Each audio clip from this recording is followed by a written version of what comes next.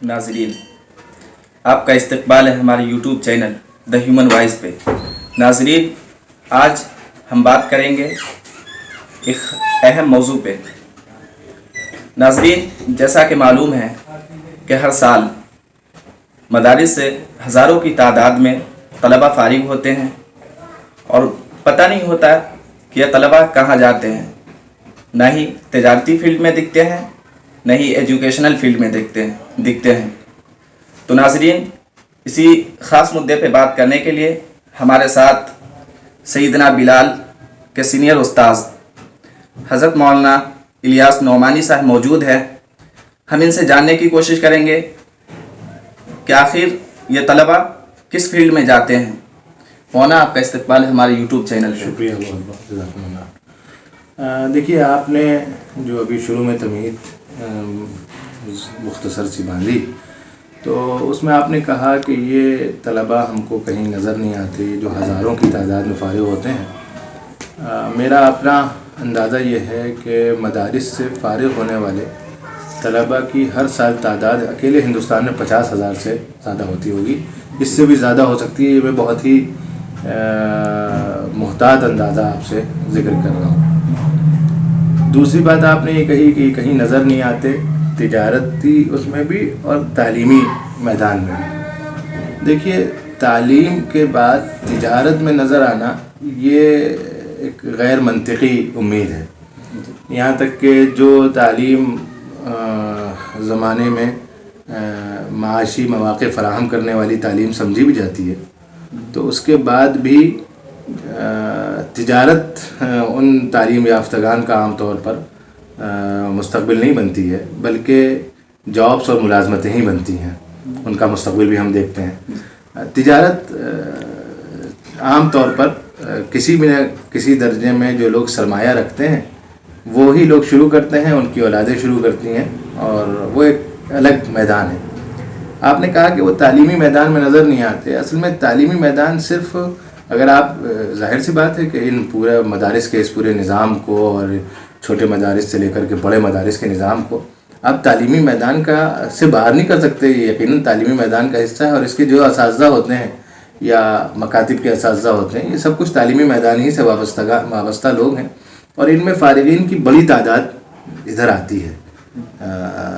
ये सही बात है कि जितनी तादाद है उतने मौक़े इस मैदान में नहीं होते हैं, तो इसलिए आप कह सकते हैं कि सबको तो जगह नहीं मिलती या सबके लिए तालीमी मैदान में आने का मौका नहीं होता। लेकिन बहरहाल तालीमी मैदान में लोग आते हैं हर बरस। तकरीबन हर ठीक ठाक मदरसे में, कोई बहुत बड़ा मदरसा ना हो तब भी, औसत दर्जे का मदरसा भी हो तब भी एक आध तकर्रुर उसमें होता ही है। और वो मौलाना, जैसा कि आपने कहा भी कि कुछ न कुछ होते हैं जो मदरसे लाइन से जुड़ जाते हैं। आखिर कोई हायर एजुकेशन तो होती नहीं है मदरसे के, जो लड़के दूसरे फील्ड में जा कर के काम कर सके, या जो स्टूडेंट होते हैं वो दूसरे फील्ड में कर सके, तो उनके लिए क्या राह निकल सकती है? देखिए, असल में हायर एजुकेशन जो है वो हर उसकी अलग चीज़ हायर एजुकेशन होती है हर मौजू की। आप इंजीनियरिंग कॉलेज में मैनेजमेंट की हायर एजुकेशन ढूंढने लगे तो अपने ऊपर अपने आप को सिवाय इसके कि हम मज़हका खेज़ी का एक निशाना बनाएं और नमूना बने उसके अलावा हम कुछ नहीं करेंगे। मदारिस ने का जो अपना निज़ाम है उसके अंदर उनके यहाँ हायर एजुकेशन होती है, तफसीर की, फ़िक़्ह की, हदीस की, उलूम इस्लामिया की, बाज़ मदारिस में अदब की जो एजुकेशन होती है, आप उसको हायर एजुकेशन कहेंगे।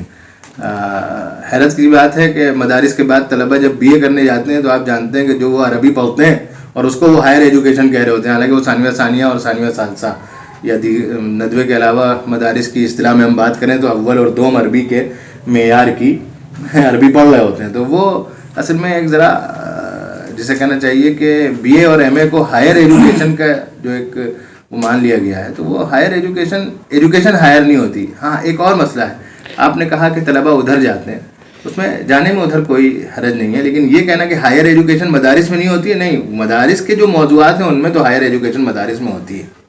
ऐसा नहीं कि मदारिस में नहीं होती है। हायर एजुकेशन से मैं ये नहीं समझ रहा था कि ये तो लिमिटेड है, मदरसे ही तक है, गवर्नमेंट की नज़र में तो हायर एजुकेशन नहीं मानी जाती है ये। तो इस सिलसिले में क्या अहले मदारिस को इस पर फिक्र नहीं करनी चाहिए? دیکھیے آپ ہائر ایجوکیشن کی پھر آپ اصطلاح نہ استعمال کریں. ہائر ایجوکیشن جو ہے وہ دراسات علیہ ہے. وہ کسی بھی موضوع کی جو ایک تدریسی نوعیت کی جو تعلیم ہوتی ہے اس کی بلند سطح ہوتی ہے. تو وہ تو ہمارے موضوعات کی ہمارے یہاں ہیں. آپ ایک چیز اور کہہ سکتے ہیں اور وہ یہ ہے کہ ہمارے مدارس کے نظام میں آپ جو کہنا چاہ رہے ہیں وہ یہ ہے کہ وہ ان کو دیگر میدانوں میں تعلیمی اعتبار سے یا معاشی اعتبار سے بہت زیادہ سرگرم ہونے کے مواقع نہیں فراہم کرتی. دیکھیے اس زمانے میں تعلیم یافتگان کی بے روزگاری ایک عام مسئلہ ہے. وہ صرف مدارس کے ساتھ وابستہ نہیں ہے. مدارس کے ساتھ جتنی وابستگی ہے آپ کو گریجویٹڈ اور پوسٹ گریجویٹڈ لوگوں میں اس سے زیادہ بے روزگاری نظر آئے گی. تو یہ ہم لوگوں نے اصل میں مدارس کے بارے میں ایک پروپیگنڈا ہے اور ہم لوگ بھی اس سے متاثر ہو گئے ہیں, ہمارے اور آپ جیسے مدارس کے لوگ. اگر آپ گریجویشن اور پوسٹ گریجویشن کیے ہوئے یونیورسٹیز سے لوگوں کو لیں اور مدارس کے لوگوں کو لے لیں اور آپ اس کے بعد پھر موازنہ کریں کہ بے روزگاری کہاں زیادہ ہے, تو آپ کو شاید نظر آئے گا کہ یونیورسٹیز یا کالجز سے گریجویٹ اور پوسٹ گریجویٹ جو لڑکے کیے ہوئے ہیں ان میں بھی بے روزگاری کا بہت بڑا تناسب ہے. یہ الگ بات ہے کہ معاشرے میں ہمارے یہاں موضوع فارغین مدارس کی بے روزگاری بن گئی ہے. یعنی آپ اگر اپنے گرد و پیش میں آپ کا جو وطن ہو جہاں آپ یہاں رہتے ہوں اس میں آپ دیکھیں تو آپ کو خالی بی اے اور ایم اے کیے ہوئے لڑکے تو بے روزگار ہی ملیں گے. بلکہ اب تو جو لڑکا بی اے اور ایم اے کرتا ہے آرٹ سائڈ سے اگر آتا ہے وہ تو اس کو سمجھا جاتا ہے کسی کام کا نہیں ہے. ہاں اور تو یہ بے روزگاری اس وقت ایک تعلیم یافتگان کی بے روزگاری صرف مدارس کے ساتھ المیہ نہیں ہے. یہ مدارس کے فارغین کا مسئلہ نہیں ہے, یہ سب کے ساتھ مسئلہ ہے.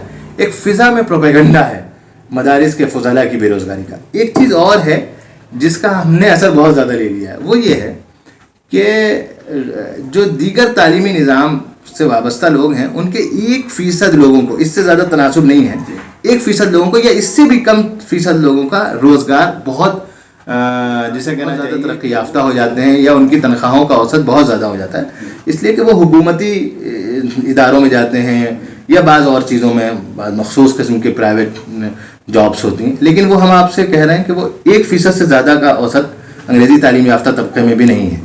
اب ہم اس بات کو اور سامنے رکھ لیں, اس صورتحال کو پیش نظر رکھیں کہ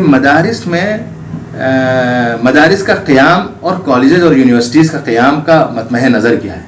اگر مدارس کے قیام کا مطمع نظر دنیا میں نور ہدایت کی تعمیم ہے اور اس کی نشر اشاعت ہے تو مدارس کو اپنا فوکس اس پہ زیادہ رکھنا چاہیے. ٹھیک ہے, ادھر کا اگر کچھ اور مطمع نظر ہے تو ان کا کچھ اور ہو سکتا ہے, لیکن مدارس کا جو مطمع نظر ہے اور اصل وجہ قیام ہے وہ یہ ہے. اصل میں اس مسئلے کا حل یہ نہیں ہے کہ مدارس کے ماڈرنائزیشن کے نام پر مدارس کو کالج بنا دیا جائے. یہ مسئلے کا حل نہیں ہے.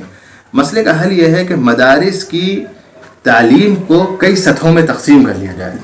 حضرت تھانوی کے یہاں ایک بات ملتی ہے اور وہ حیرت کی بات ہے کہ وہ اتنے دنوں سے ہمارے یہاں بات کہی جا رہی ہے لیکن اس پر عمل نہیں ہوا ہے. اور وہ یہ ہے کہ وہ اپنی زبان میں وہ کہا کرتے تھے کہ قدوری تک کی تعلیم کے آگے سب کو نہ بڑھایا جائے. آپ قدوری تک کی تعلیم کو, یعنی اگر ہم لوگ ندوے کی اصطلاح میں بات کریں, چونکہ آپ ندوی بیک گراؤنڈ سے آئے ہیں اور آپ کے ناظرین بھی شاید ادھر سے ہوں گے, تو اس کا حل اصل میں یہ ہے کہ ثانویہ تک کی تعلیم جو ہو وہاں پر ہم موقع فراہم کر رہے ہوں کہ طالب علم چاہے تو مدرسے میں رہے اور چاہے تو وہ دوسری طرف چلا جائے. اور یہ بہت آسانی سے موقع فراہم ہو سکتا ہے. بعض مدارس میں اس کا تجربہ ہوا ہے, خود ہم لوگوں نے بھی ایک آدھ جگہ پر کیا, وہ بہت کامیاب ہوا ہے. اس کا یہ ہے کہ شروع کے 5 سال جو ثانویہ کے ہوتے ہیں ندوے کے نصاب میں یا دیوبند وغیرہ کے نصاب میں, چہارم تک کی تعلیم, قدوری وغیرہ تک کی تعلیم اس طرح کر لی جائے کہ اس کے ساتھ ہائی اسکول تک کے موضوعات ہو جائیں. اور یہ کوئی مشکل نہیں ہے, بہت سہولت کے ساتھ ہم, اور آپ دیکھتے ہیں کہ لڑکے 9th اور 10th میں محنت کرتے ہیں. وہ یقین جانیے کہ وہ اتنی محنت ہمارے یہاں کے طلبہ پارٹ ٹائم میں کر دیں گے. مدارس کے طلبہ میں جتنی محنت کا جذبہ ہوتا ہے وہ آپ جانتے ہیں. تو اگر دن کے 1.5-2 گھنٹے گھڑی کے تدریسی اوقات میں دے دیے جائیں اور 1 گھنٹہ بعد میں دے دیا جائے تو ہمارے طلبہ ان موضوعات میں بہت آرام سے آئیں گے. اور چہارم یا پنجم میں ہم NIOS کے ذریعے یا اور بھی کسی ذریعے سے ہم ہائی اسکول کا امتحان وہاں کرا دیں. اس کے بعد ان کے پاس ایک وہ لوگ جو علی وجہ البصیرہ, اس عمر میں جس عمر میں وہ سوچنے سمجھنے کے قابل ہو جاتے ہیں, اپنے لیے فیصلہ کریں کہ وہ اس مشن سے وابستہ ہوں گے اور قربانیوں کا فیصلہ کریں, وہ اس لائن میں رہیں. اور جو لوگ یہ فیصلہ نہ کر سکیں تو ان کے لیے لائن کھلی ہو اور وہ دوسری طرف چلے جائیں. اصل مسئلہ یہ نہیں ہے کہ پوری مدرسے کی تعلیم کے ماڈرنائزیشن کے نام پر ہم مدرسے کو کالج بنا دیں یا اس میں کچھ اور ایسے موضوعات لے آئیں کہ مدرسے کی اصل روح اور اصل موضوعات پیچھے چلے جائیں. اصل مرحلہ یہ ہے، اصل کرنے کا کام یہ ہے کہ ثانویہ خامسہ تک یا ادھر چہارم کی تک ہم کیا کریں، ہم اس کو ہائی اسکول کرا دیں، اور بہت آسانی کے ساتھ پھر یہ کام ہو سکتا ہے. یہ کام اب ہو جانا چاہیے. اس کی وجہ یہ ہے کہ اب زمانے کی چمک دمک ایسی ہے، اور خود ہم وابستگان مدارس میں مشن سے وہ وابستگی اور وہ اس کے لیے قربانی کا جذبہ نہیں رہا ہے کہ ہم اپنے آپ سے بہت زیادہ قربانیوں کی امید رکھ سکیں. تو اب ہمیں اختیار دینا ہوگا، اور ماشاءاللہ اب تعداد اتنی ہو گئی ہے کہ اس کے بعد جو ہے ہم یہ کام بہت آسانی سے کر سکتے ہیں. اور اس کے بعد بھی ہم کو ضرورت کے برابر علماء جتنی معاشرے میں دینی خدمات کے لیے معاشرے میں اور دینی رہنمائیوں کے لیے معاشرے میں جتنے علماء کی ہم کو ضرورت ہوتی ہے وہ پھر بھی ہمیں دستیاب ہوں گے. یہ ہم کر سکتے ہیں. بعض مدارس میں تجربہ ہوا ہے اور بہت کامیاب ہے. البتہ غلطی جن مدارس نے یہ کیا ہے ان میں سے بہت سو سے یہ ہوتی ہے کہ وہ اپنے ماحول کو دینی صحیح سے نہیں رکھ پاتے ہیں. وہ جدیدیت کے اس میں ماحول دینی تربیت صحیح سے نہیں کر پاتے ہیں. یہ قیمت نہیں دی جا سکتی ہے. امت ہم کو پیسے، امت یہ سارا انفراسٹرکچر کھڑا ہم نہیں کرتے ہیں، امت کرتی ہے.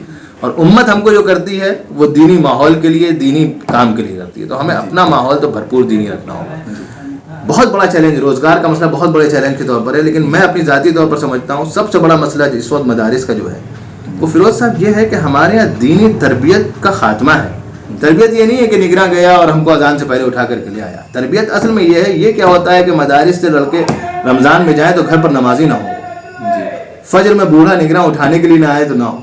اس ماحول کے ساتھ یہ ہے اصل چیلنج. اگر ہم نے یہ نہیں کیا تو پھر ہم ناکام ہیں. اور وہ اس طرح کی باتیں بہت اٹھیں گی جو آج کل اٹھ رہی ہیں. اس کی اصل وجہ ہمارا دینی انحطاط ہے.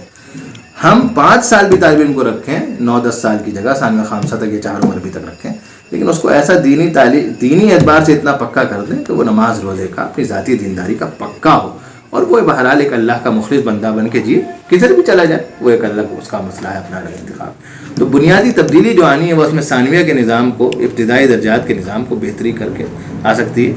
ندوے کے نظام میں بھی اس بات کے امکانات ہیں کہ کچھ ترمیم کر کے ان موضوعات کو جگہ دے دی جائے، اور ہمارے یہاں بھی ہے اور دوسری جگہوں پر بھی اس کے امکانات ہیں. اور ضروری نہیں ہے کہ ہم اس طرح کی دعوت دیں تو یہ سوچیں کہ 100% مدارس ہماری دعوت قبول کر لیں.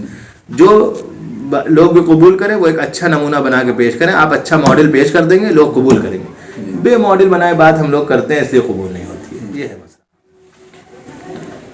مولانا ایک چیز یہ بھی ہے کہ مدرسے سے فراغت کے بعد یا مدرسے کے اندر تعلیم حاصل کرتے ہوئے بہت سارے لوگ ایسے ہوتے ہیں، یا ہم جیسے طلبہ جو ہوتے ہیں وہ یہ کوشش کرتے ہیں کہ گورنمنٹ ایگزام جو ہوتا ہے اس کو کلیئر کرنے کی کوشش کرتے ہیں. جیسے بہار کا سسٹم چلتا ہے، استانیہ فوقانیہ کا ہے، یہاں مولوی منشی کا ہے یو پی کے اندر. تو اہل مدارس یا مدرسے کے جو ذمہ داران ہوتے ہیں وہ کیوں آخر اجازت نہیں دیتے ہیں ان چیزوں کی؟ دیکھیے، کوئی بھی تعلیمی نظام دوسرے تعلیمی نظام کی اجازت آسانی کے ساتھ نہیں دے سکتا ہے. کم از کم لیگلی یا قانونی اور رسمی طور پر آپ نہیں چاہ سکتے ہیں، سمجھ سکتے ہیں کہ وہاں سے آپ کو اجازت ملے گی. آپ کسی کالج میں جائیں اور آپ یہ کہیں کہ میں مدرسہ سیدنا بلال میں بھی پڑھتا رہوں گا، وہاں جا کے تفسیر اور حدیث کا گھنٹہ لے لوں گا، وہ آپ کو اس کی اجازت نہیں دے گی. یہ اپنے تعلیمی نظاموں کا ایک اپنا انتظامی معاملہ ہے، وہ ساتھ میں نہیں دے سکتے ہیں. اور ایک بات اور بھی ہے، ہمارے طلباء کو بھی یہ بات سوچنی چاہیے کہ وہ صرف ان امتحانات کو دینا چاہتے ہیں یا واقعی کچھ علم بھی حاصل کرنا چاہتے ہیں. ایسا محسوس ہوتا ہے جیسے پڑھنے کی تمنا نہیں ہے، بس چند وہ لے کر کے معمولی کچھ دام و درہم کے فائدے لے لینے کا حاصل ہے. بڑی پست ہمتی ہے، یہ بلند ہمتی نہیں ہے جس کو ہمارے طلباء کبھی کبھار بلند ہمتی سے تعبیر کرتا ہے. اور یقین جانیے وہ سب ان سب امتحانات سے زیادہ بہتر کہیں یہ ہوتا ہے، ہماری اپنی رائے ہوتی ہے کہ جو خالص اسکول کی اور کالج کی لائن کے آپ ادھر کے آزاد ذرائع سے تعلیم حاصل کرتے ہوئے چلیں تو ایسی پریشانی نہیں ہے. مدارس اپنے نظام میں تو اجازت نہیں دے سکتے، کوئی بھی نظام دوسرے نظام کو اپنے اندر داخل ہونے کی اجازت نہیں دے سکتا ہے، اس کی ایک فطری ساخت کا تقاضا ہے. لیکن اہل مدارس میں سے بعض حضرات یہ سمجھتے ہیں، اور وہ سمجھتے ہیں تو اس کی بعض بنیادیں بھی ہیں، وہ یہ سمجھتے ہیں کہ ان سب آمیزشوں سے وہ جس مقصد کے لیے لوگ تیار کرنا چاہ رہے ہیں اس مقصد کے لیے نہیں ہے. لیکن اصل پریشانی پھر وہی ہے کہ مدارس جس مد کی چیز بنا رہے ہیں اس مد کا مزاج نہیں بنا رہے ہیں. جی ہم کو آپ بنا دیجیے مولوی اور مولویت کا ہمارا مزاج نہ بنائیے تو بھائی پریشانی ہم کو ہوگی، ہم داخل سے مطمئن نہیں ہوں گے. پریشانی یہی ہو رہی ہے کہ آپ جس کام کے لیے لوگ بنا رہے ہیں اس کام کا مزاج نہیں بنا رہے ہیں. وہ ذہنی مزاج اگر آپ ہمارا بنا دیں تو پھر ہمیں اشکال نہیں ہوگا، ہمیں پریشانی نہیں ہوگی. ہماری جو بے چینی ہے، ہماری جو پریشانی ہے، یا آج کل کے طلباء میں جو بہت زیادہ بے چینی ہو، بہت زیادہ پریشانی ہے، اس کی اصل وجہ یہ ہے. میں پھر وہی تربیت والی بات پر آؤں گا. اتنی بھیڑ کی ضرورت نہیں، آپ ثانویہ سادسہ سے موقع دیے ادھر جانے کا بالکل، لیکن اس راہ میں وہ لوگ رہیں جو اعلیٰ وجہ البصیرہ 16-17 سال کی عمر میں جو فیصلہ کرنے کی عمر ہوتی ہے، خود اپنے لیے طے کریں کہ ہاں ہم قربانیوں کی راہ پر اور مشن کی وابستگی کے اور اپنی زندگی اس لائن میں لگا دیں گے، وہ لوگ نہیں۔ ہوتا یہ ہے کہ ہمارا طالب علم بچپن میں ہوتا ہے، اس کے جذبات اس وقت نہیں ہوتے، اسے ایک لائن اختیار کرائی جاتی ہے، وہ اس لائن میں اختیار ہوتا ہے، جب اس کی آنکھ کھلتی ہے تو اتنے پچھلے دنوں میں ہم نے اس کا مزاج بنایا نہیں ہوتا ہے کہ وہ اس کے لیے تیار ہو، تو آخر کے بے چینی کا اصل سبب یہ ہے۔ اس چیز کو جب تک ہم دور نہیں کریں گے یہ بے چینی ختم نہیں ہوتی ہے۔ اور ایک چیز یہ جیسے تنخواہ وغیرہ کا مسئلہ ہوتا ہے، عام طور سے جو علماء حضرات ہوتے ہیں یہ بات کہی جاتی ہے یا ایک کہہ لیجیے کہ یہ بات پھیلائی گئی ہے عوام کے درمیان یا لوگوں کے درمیان کہ ان کی تنخواہ معمولی ہوتی ہے 4-5 ہزار کے تقریباً، جس سے ان کے گزر بسر صحیح سے نہیں ہوتا ہے، ان کے بچے صحیح سے نہیں سنبھل سکتے ہیں، تو اس سلسلے میں کیا ہونا چاہیے تھا؟ دیکھیے میں ایک مدرسے کا استاذ ہوں اور آپ جانتے ہیں کہ پوری زندگی جب سے فارغ ہوا ہوں یہی ہوں مدرسہ سیدنا بلال میں۔ یہ بھی اسی طرح کا ایک پروپیگنڈا ہے جس طرح کا پروپیگنڈا شروع کی بے روزگاری والی بات کا ہم نے کہا تھا۔ اصل میں ہم اپنا کمپیریزن سرکاری ملازمتوں سے کرنے لگتے ہیں فوراً۔ سرکاری ملازمتیں بہت محدود چند کے حصے میں آتی ہیں۔ آپ پرائیویٹ اسکولس 90% پرائیویٹ اسکولس سے ہماری تنخواہوں کا تقابل کر لیجئے، آپ ہمیں پھر شکر ادا کرنا ہو۔ یعنی میں یہاں بیٹھا ہوں اپنے مدرسے میں، اس کے گرد و پیش میں جتنے بھی پرائیویٹ اسکولس ہیں وہ مدارس کی تنخواہ ان سے بہتر ہے۔ میں لکھنؤ شہر میں بیٹھ کر کے آپ سے یہ بات کر رہا ہوں۔ اب میں اپنا تقابل جو کرنے لگوں وہ کسی یونیورسٹی سے یا گورنمنٹ کے کسی کالج سے کرنے لگوں تو یہ غلط بات اس لیے کہ میں ایک پرائیویٹ ادارے میں ہوں۔ میں پرائیویٹ ادارے کا تقابل پرائیویٹ ادارے سے کروں گا۔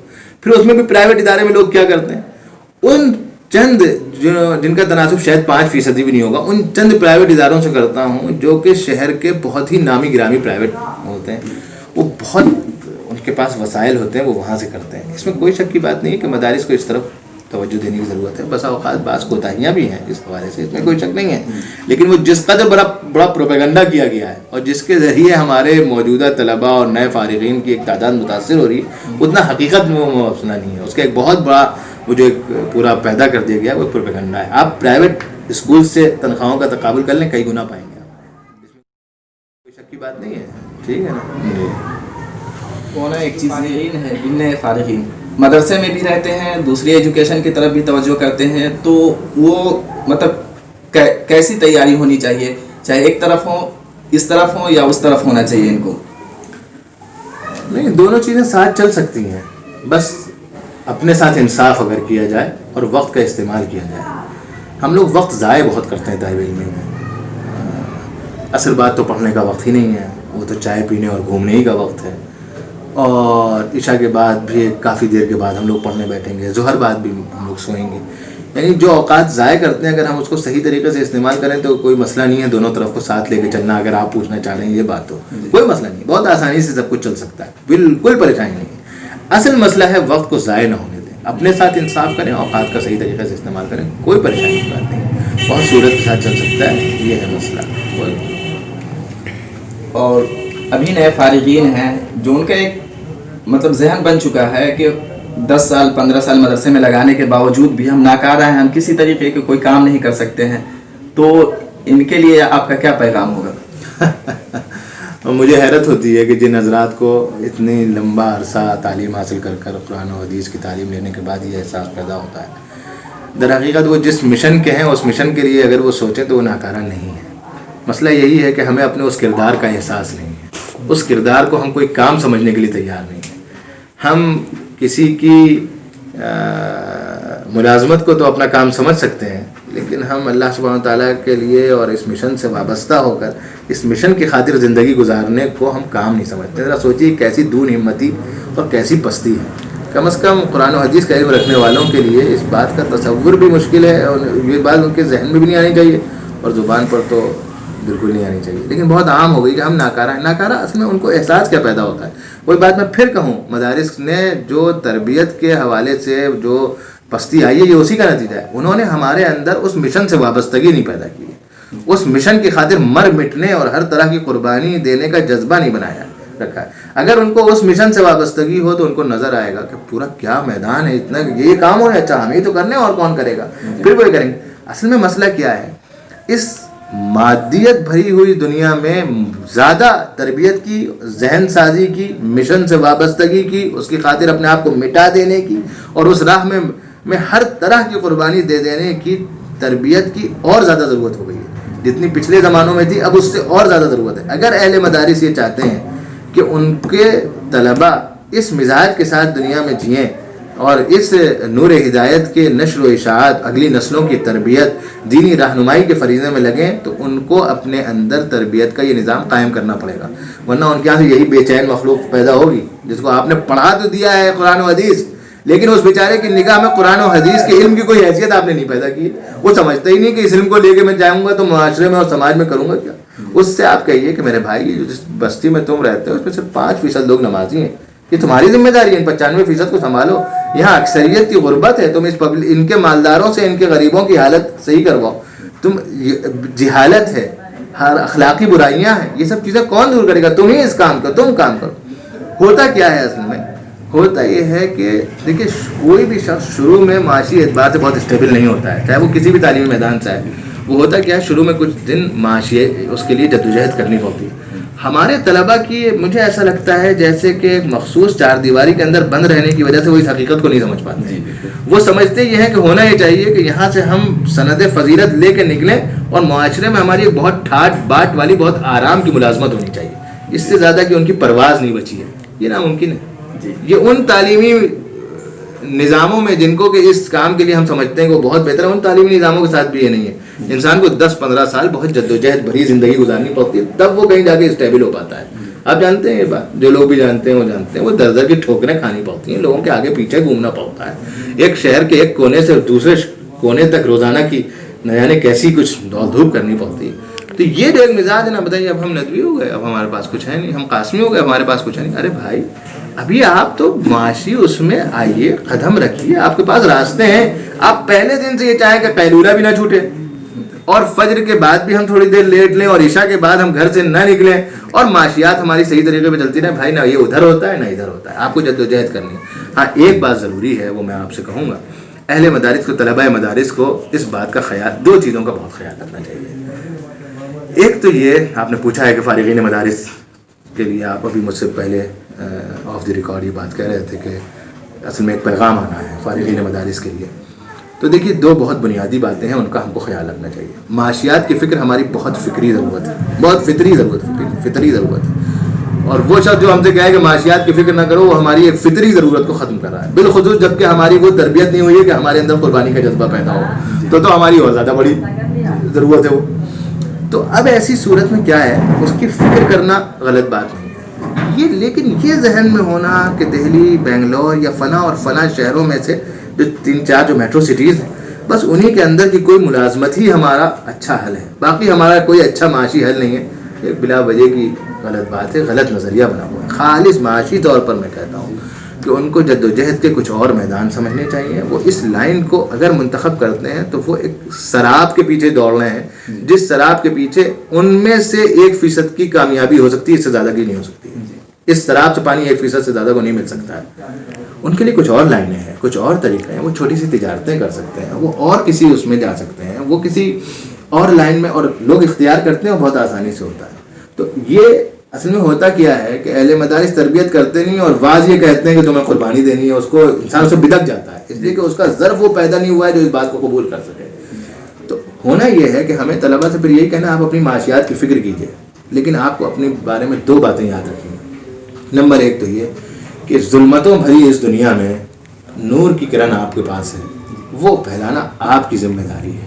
آپ اپنے اس کردار کو اگر بھولے تو اللہ سبحانہ تعالیٰ کی نگاہ میں بہت زبردست طریقے کے مغضوب علیہ بھی ہم ہو سکتے ہیں اگر اس کردار کو بھولیں گے. ہم حامل قرآن و حدیث ہیں. اس کردار کا مطلب یہی نہیں ہے کہ ہمیں امامت کرنی ہے، ہمیں مدرسی کرنی ہے. یہ تو اللہ تعالیٰ عطا فرمائے اور اس اخلاص کے ساتھ عطا فرمائے بڑی چیز ہے، لیکن یہی اکلوتی راہ نہیں ہے. اگر کسی کو فطری طور پر اس سے مناسبت نہیں ہوتی، زبردستی گھسیٹ کر کے ادھر نہیں لانا چاہیے. ہم اس بات کے قائل ہیں.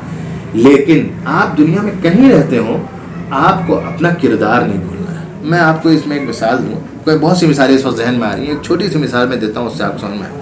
ہمارے چھوٹے دادا حکیم محمد احسن صاحب رحمۃ اللہ علیہ آزادی سے 7-8 سال پہلے دارالعلوم دیوبند سے فارغ ہوئے. پھر یہاں تکمیل الطب کالج میں لکھنؤ میں آئے اور یہاں سے حکمت کی، آج کی اصطلاح میں آپ کہہ سکتے ہیں BOMS کیا. ہاں، اس وقت اس کا یہ نام نہیں ہوتا تھا، طب کی تعلیم ہوتی تھی، وہ یہاں سے کی انہیں. لیکن شروع ہی میں ہوا کہ اگر مجھ کو اپنا جو میں ہوں وہ باقی رکھنا ہے تو مجھے کچھ کرنا ہے. وہ ایک بہت بڑے زمیندار کے بیٹے تھے اور اس وقت خاندان کی زمینداری اپنے عروج پر تھی. ان کے والد صاحب حیات تھے اور بہت، لیکن انہوں نے یہاں چوک کی ایک مسجد میں امامت صرف اس لیے کی کہ میں جو ہوں وہ باقی رہوں. سمجھ میں آئی بات؟